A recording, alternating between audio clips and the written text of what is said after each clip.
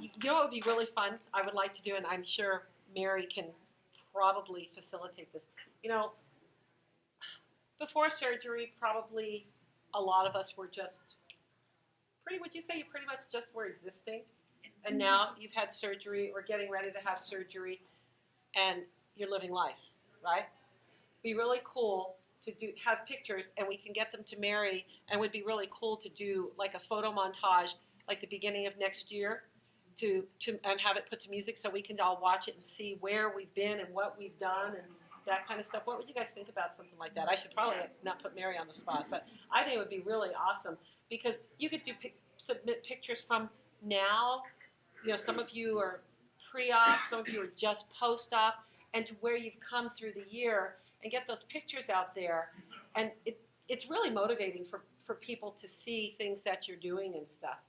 Mary can start collecting these pictures and put together some kind of a photo montage. I just think it would be just really awesome. I don't know if everybody knows that we do have a secret Facebook page that no one else can see it.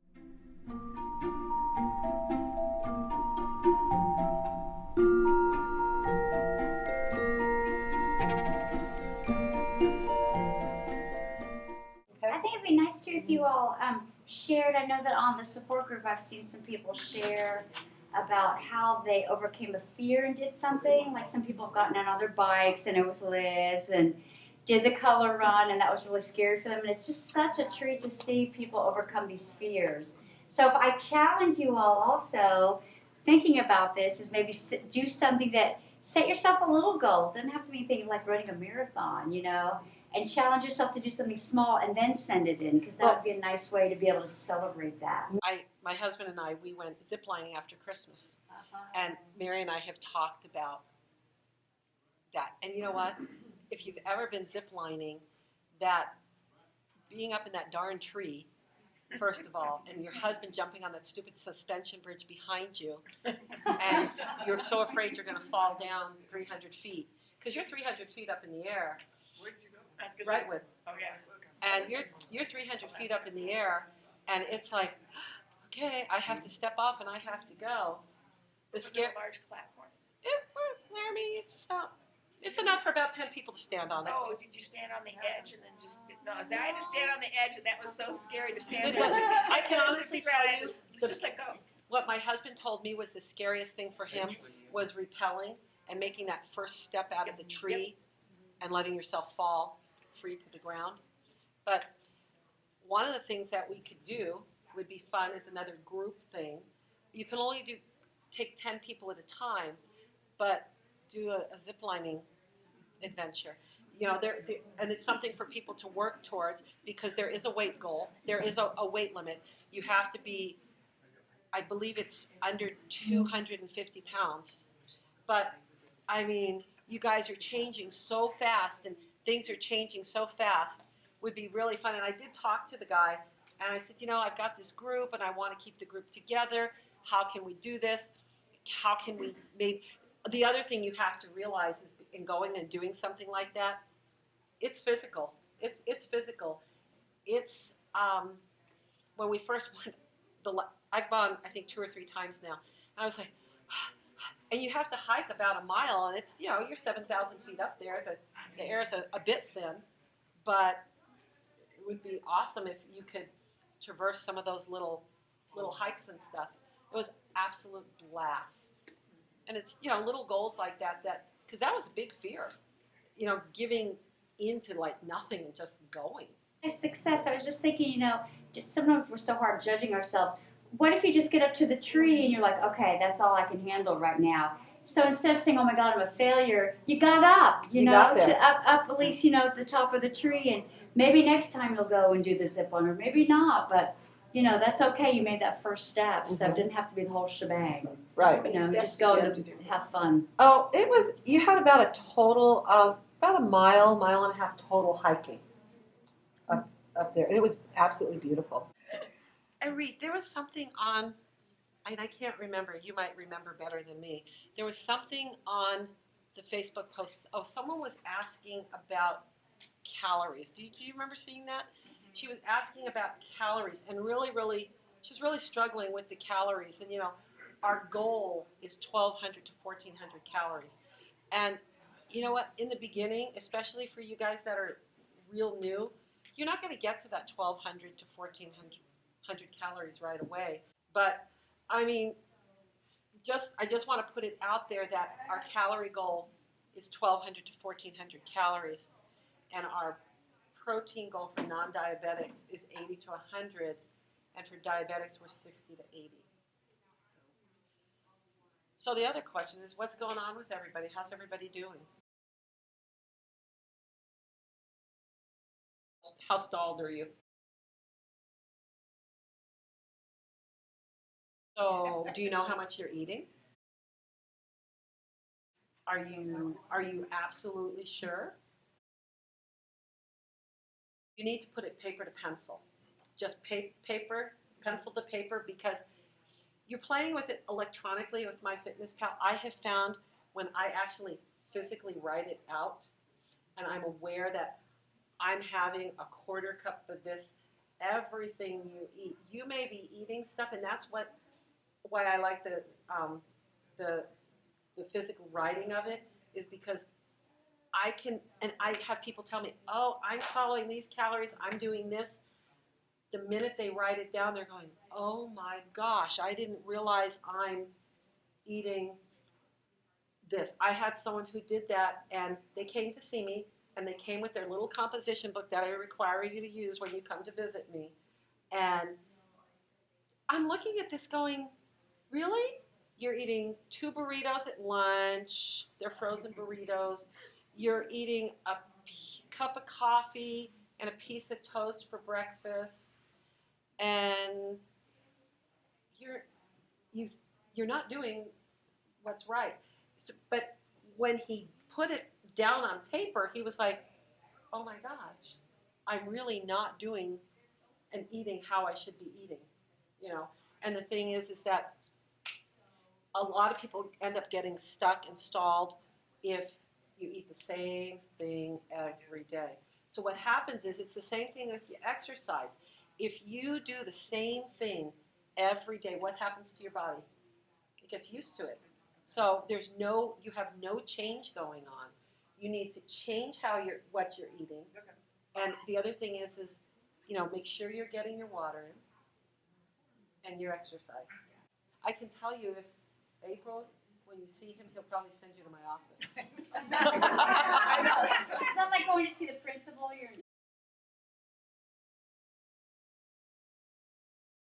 And the other thing is how far apart do you space your meals? The other thing is, and when you get to that meal, are you absolutely ravenous? And you said you're getting about 1,000 calories, but you really need to be getting 1,200 to 1,400. So you're a little under probably calorie-wise. And the stalls, has anybody else been on a stall?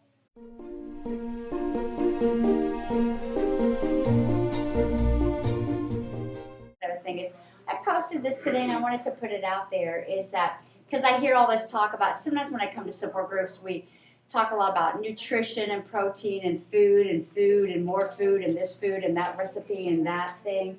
And I think a lot of us kind of probably know what we need to do, but it does get frustrating when we have stalls and things. So as a psychologist, think about, what is your relationship with food, right? We all have a complex one. Whether we have a weight issue or not, this is a nation of fixated on how you look, what you eat, calories. I mean, today all over the news, they're talking about how the new nutrition labels are coming out, which I'm really happy about. But I mean, it's just a lot of focus on it. So, and we get mixed messages too, right? One minute you're supposed to look a certain way on a commercial, the next minute there's a Betty Hines, Betty Crocker commercial, right, hitting us, and it's like, whoa, no wonder we all feel loopy. Well, society just really hammers us. It really hammers us. And so think about too, what was your relationship to food pre-surgery, and what is it now, and how's it changed? Oh yeah. So well, maybe not for everyone. It has for me, because Okay. A lot of people, when you get together with people, it focuses around food and stuff.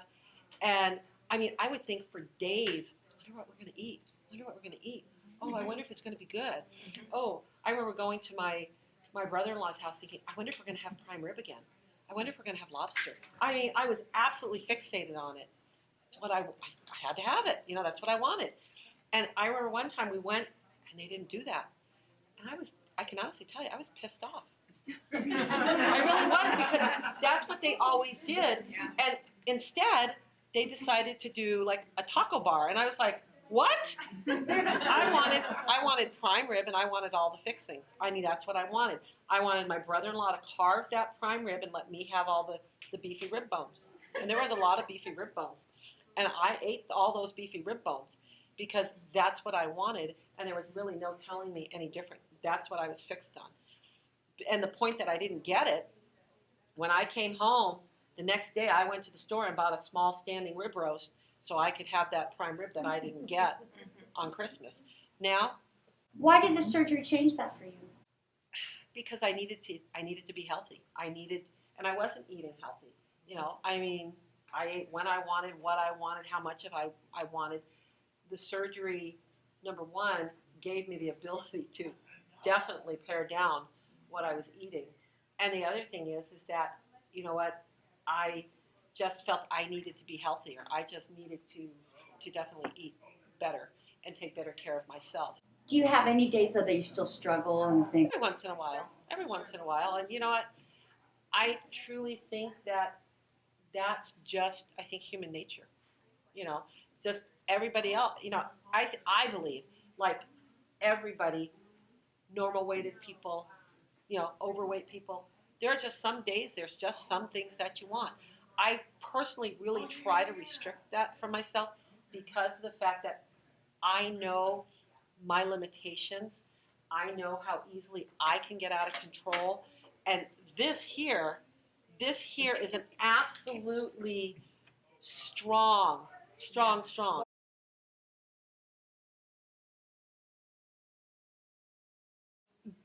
It depends on the day, sometimes, and depending on what it is. Like,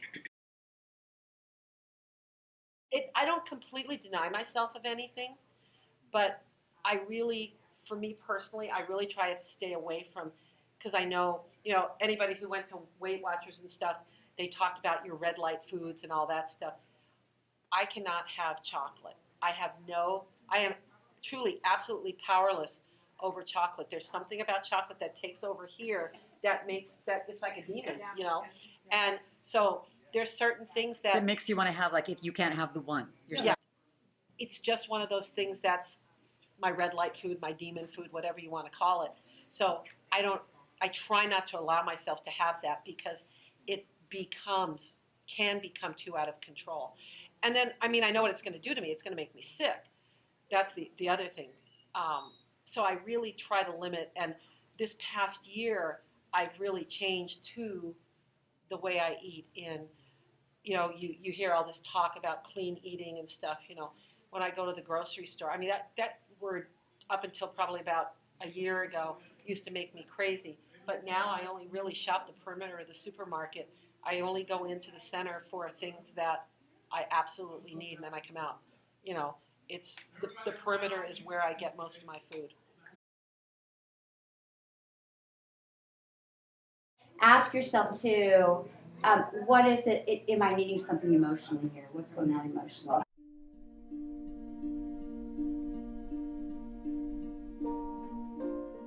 Maybe you need a hug. Maybe you just need To talk to someone. Maybe you need to talk to someone. Maybe you're bored. Maybe something's got triggered. I mean, those are other things we eat. Why we eat out of all kinds of reasons, not just hunger. Stress. You know, stress. Stress. I don't know about anybody, but stress can be a big one for me. Can be a big one. You know.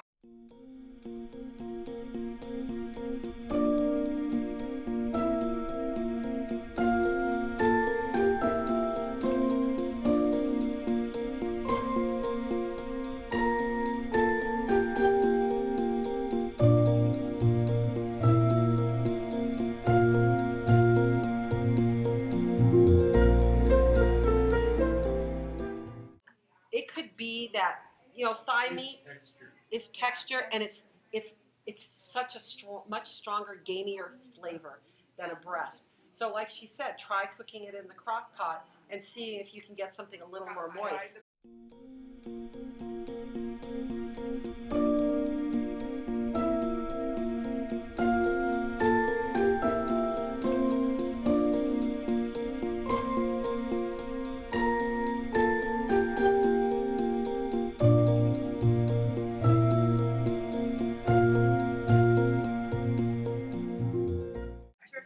So you just may not be able to do whole chicken. Right now. Right now, you may have to. It's not permanent.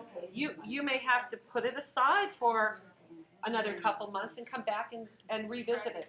Uh-huh. So what else is going on? Anybody having any struggles? Any other struggles? I like what Irit was saying about, you know, your relationship with food. You know, because this here can play so many games on you. You know, I mean, how many of you sit there and you're eating and it's like, you're really enjoying what you're eating. It's like, one more bite, you know, and you know you can't have it.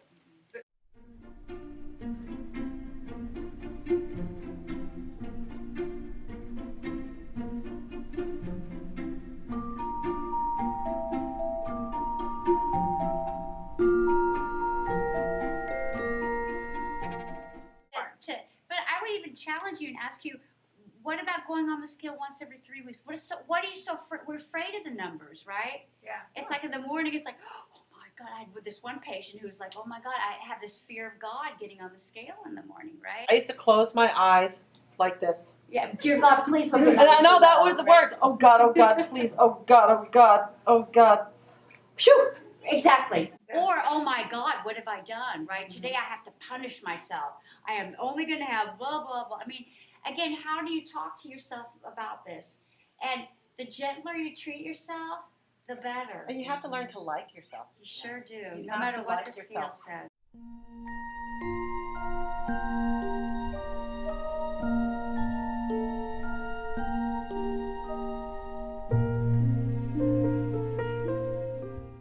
You know, I work really hard, but I pulled my hamstring, and it has sidelined me from getting out and really doing a lot of heavy cardio like I like to do, and even to work my legs, because every time I would press, oh my God, you know. So it's sidelined me for about a month and a half. It's really, and after we did the color run, I was like crippled. I was frustrated. So it was like, now the hamstring is getting better. I'm going to give it another week because I absolutely do not want to mess it up. You know, I've got things planned that I need to have that healthy. That's, well, you know what I've been doing, because when I go to the gym, that treadmill screams my name. Hello. Actually, not the treadmill, the elliptical. Hello, Liz. Come on. Hello. So what I do is I actually then get on the ball. I have an exercise ball at home, and I have free weights, and I do my free weights, and then I'll try to get on the floor and do some planks and that kind of stuff, which usually that involves a lot of screaming because it gets so painful, you know, only just trying to hold them, you know. But it took me kind of a minute to kind of, you know what, you're not damaged. It's just a little sore right now, you know. But there are things that when you're doing different things, that your physical activity, something can happen and get in the way of it, and it can completely just derail you.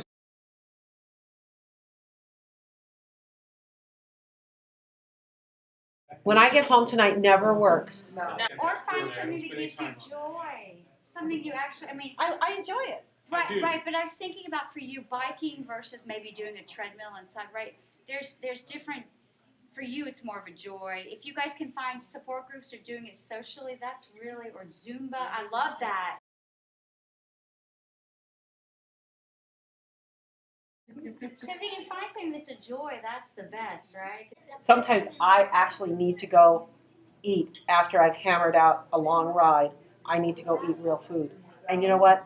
It's not to go out there and eat crazy or anything like that. It's truly to refuel yourself. Because after you work out hard, and you can probably agree with this too, you really need to, within an hour of a good, strong workout, you need to replace with some protein and stuff. You need to recharge yourself.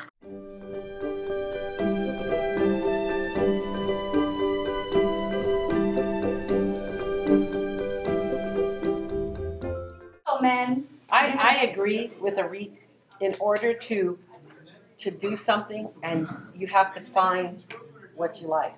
You know, I mean, Laramie and I, you guys have heard the story. Laramie and I started out on bicycles by going to the spin class, and then Irit was in the spin class with us. And then they decided they're going to go on this bike ride, and we're like, I want to go. I didn't have a bike. So out of Laramie's garage came these old Target beat-up bicycles that we rode to Edwards Air Force Base, to the fitness center from the East Side Walmart. I didn't even know how to work the gears. Her husband's riding along me on the motorcycle. I'm thinking, go away! He goes, you don't know how to do it. I said, go away! I mean, I was just getting frustrated. And Laramie's trailing behind me. And she's red. I'm frustrated because it's like nothing's working. I think I probably stayed in one gear the entire ride. And I said, the problem is Liz doesn't know how to operate the gears. Yeah, that's a big part of it. And that's actually how it all started, and we really liked it. We really, really liked it, and then we became maniacs. Yeah, and do not compare yourself to these ladies, all right? Yeah. I mean, 100. You know, if you do 1 mile, that's awesome. These ladies do what, 100,000 miles. So. You know. I only have 300. She only did 50 miles. I mean, I get exhausted driving my car. 20. So I mean, I mean, I only have 384 miles on my bike this year. Is that all? You know what though? I feel good when I do it. Absolutely. Actually, it's only a couple days a week because I only ride on Saturday and Sunday. It helps depression. It helps anxiety. You know what? And I can actually.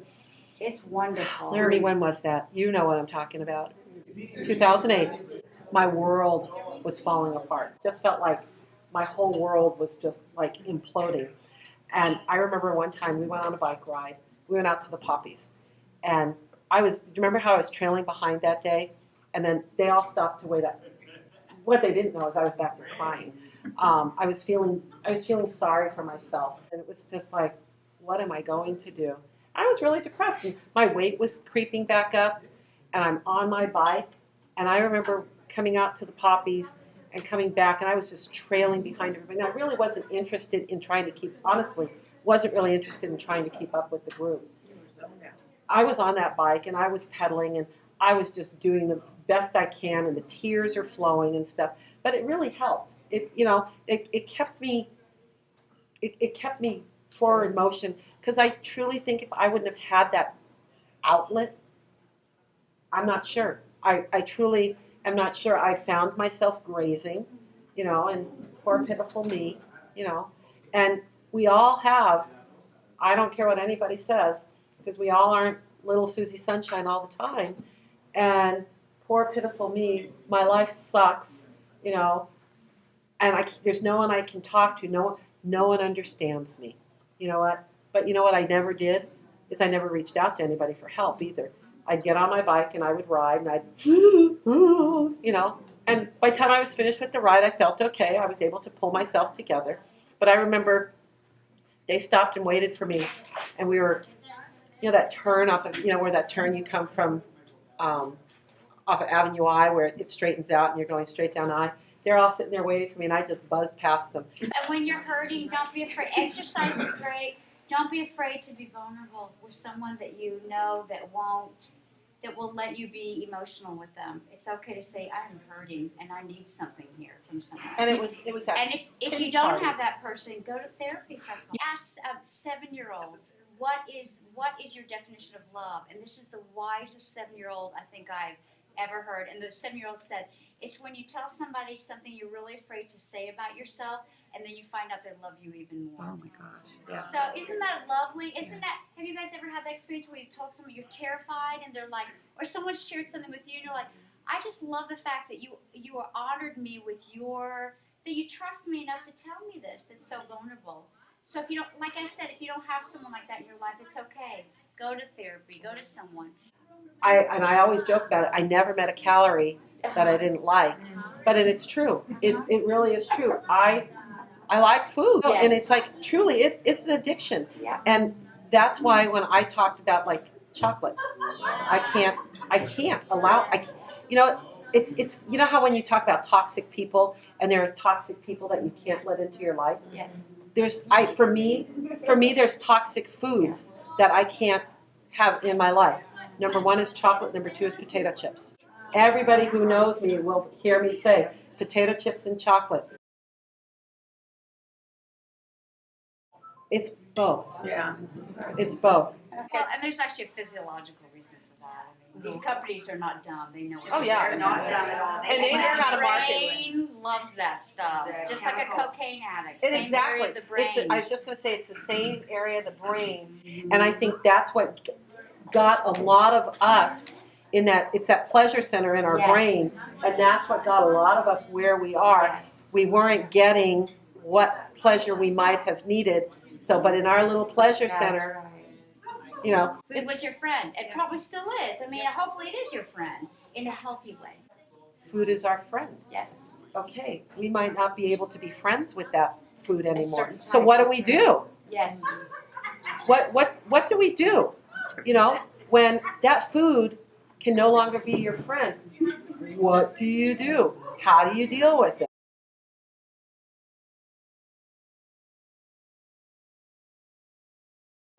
It's those things that don't go away from me because that's Okay. it doesn't go Yeah. away. I mean, It varies from person to Yeah. person. I mean, And I'm if you fine with can't it. stop at one, No. I think I tell people the same thing. It's an addiction. Don't even have a piece. Why even do that to yourself? Like alcoholics, don't even have that first drink. Some people can come back to moderation and some can't.